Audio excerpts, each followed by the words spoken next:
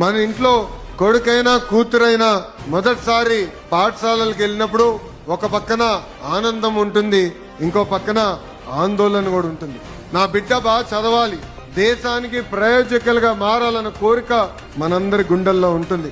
ఆ కళను నిజం చేసేదానికే ఈరోజు మెగా పేరెంట్ టీచర్ మీటింగ్ ప్రభుత్వం అధికారికంగా నిర్వహించడం జరుగుతుంది.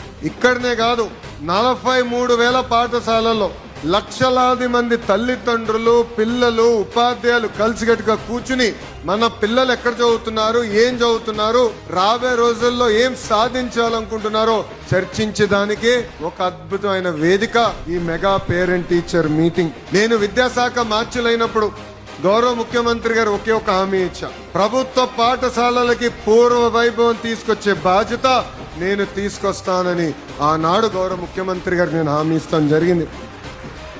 దాంట్లో భాగంగా ఈ రోజు మనం 2వ అడుగు వేస్తున్నాం.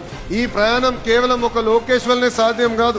తల్లిదండ్రులు, విద్యార్థులు, ఇంకో పక్కన మాకున్న అద్భుతమైన ఉపాధ్యాయులు, ముగ్గురం అనుసంధానం అవుతేనే నేనే మార్పు అయితే ప్రభుత్వ పాఠశాలలో సాధించాలనుకున్నానో, తీసుకురావాలనుకున్నానో అది నేను చేయగలుగుతాను.